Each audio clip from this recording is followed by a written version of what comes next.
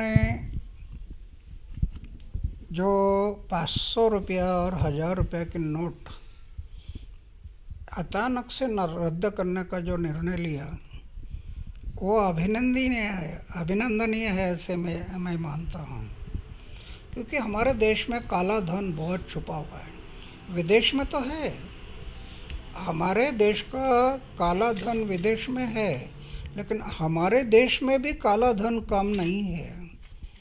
तो ये काला धन बाहर आने के लिए जो मोदी सरकार ने जो निर्णय लिया, वो बहुत अच्छा निर्णय है। मैं तो एक क्रांतिकारक निर्णय ऐसे मैं मानता हूँ।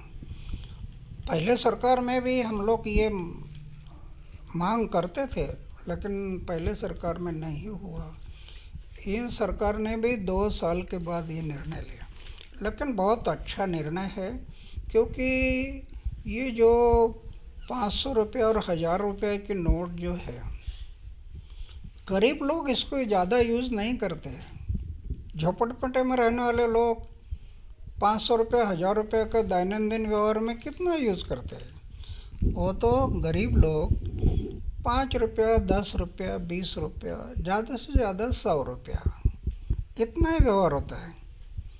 ये जो 500 1000 रुपये के नोट है ना, इसमें सब ऊपर वाले लोग होते हैं और उनका व्यवहार लाखों करोड़ों रुपए का होता है। तो इसलिए ये 500 और 1000 रुपया हम लोग कई सालों से मांग कर रहे थे। हमारे जैसे कई लोग देश में ये बोल रहे थे कि 500 रुपये और 1000 रुपये के नोट रद्द होना चाहिए। वो निर्णय आज इस सरकार ने जो लिया है, इसके लिए हम उनको धन्यवाद देते हैं। और क्योंकि ये काला धन जो है ना, एक तो बीच में कई लोगों ने 500 रुपया और 1000 रुपये की बनावट नोट निर्माण किया, बनावट, उससे भी काला धन बढ़ते गया।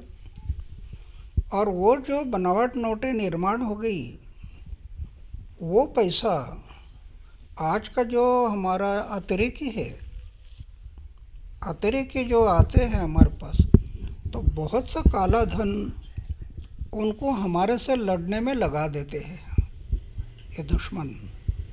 तो आज ये 500 और 1000 रुपये के नोट का जो निर्णय है, वो उसको भी ब्रेक लगेगा। जो अतिरेकी हमारे देश में उनका दुरुपयोग करते हैं, उनको ब्रेक लगेगा।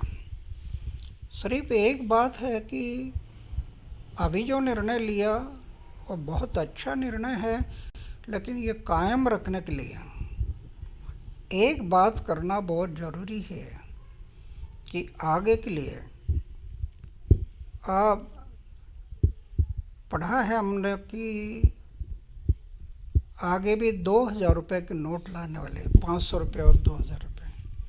तो 2000 रुपये के नोट आना, इतना, इससे काला धन फिर से निर्माण होने की संभावना है। नीचे वाले गरीब लोग हैं, वो 2000 रुपये दैनंदिन व्यवहार में यूज़ नहीं करते, ये बड़े लोग करते हैं। और काला धन ज़्यादा से ज़्यादा ये बड़े व्यवहार करने वालों में ज़्यादा है। तो इसलिए ये 2000 वाले जो नोट आने वाली है, उसके लिए सोचना ज़रूरी है। अगर लाना ही है तो उसमें एक बात करना ज़रूरी है कि कोई भी व्यवहार, गरीब हो चाहे अमीर हो, कोई भी बैंकिंग, कोई भी व्यवहार है पैसों का, 2000 तक कैश व्यवहार कर सकते हैं, 2000 रुपया तक। उसके ऊपर के व्यवहार है वो सब चेक या ड्रॉप से होना चाहिए, फिर ये काला धन निर्माण नहीं होगा, उसका पूरा पारदर्शिता आ जाएगा। हाँ, और उसको ब्रेक लगेगा। तो ये होना ज़रूरी है। तीसरी एक बात है, जैसे 500 रुपया 1000 रुपया नोट रद्द करके ब्लैक मनी बाहर आने के लिए कोशिश हो गया। आगे के लिए ब्लैक मनी, जो इलेक्शन होते हैं ना पक्ष और पार्टी के, तो आज क्या होता है, पक्ष और पार्टी को जो डोनेशन मिलता है उसका हिसाब नहीं दिया जाता है, ऑडिट नहीं है।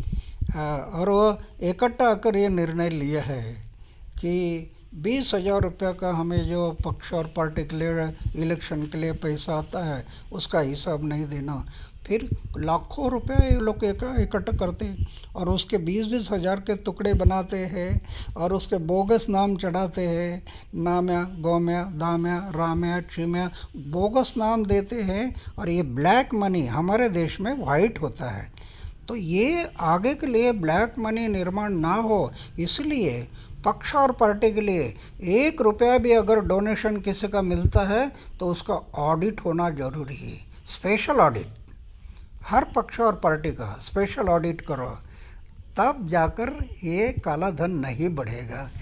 ना आपने मांग की थी कि 500 और 1000 रुपए की जो नोट है वो बंद होनी चाहिए, तो क्या आप अपनी ये जीत मानते हो? नहीं नहीं नहीं, ये हमारी जीत नहीं। आखिर क्या है, ये देश की भलाई, समाज की भलाई, सरकार हो जनता हो, हम सब मिलकर करना चाहिए। ये किसी व्यक्ति का प्रश्न नहीं है।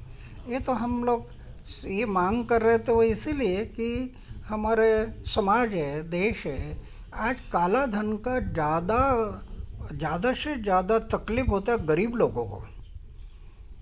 गरीब लोगों को इसका ज़्यादा तकलीफ होती है, ये काला धन।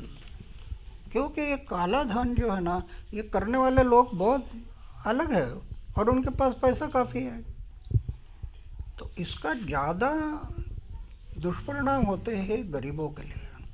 तो इसलिए हम लोग कह रहे थे कि ये 500 और 1000 रुपये के नोट अचानक से रद्द होना ज़रूरी है, और वो सरकार ने किया, इसलिए सरकार का हम अभिनंदन करते हैं।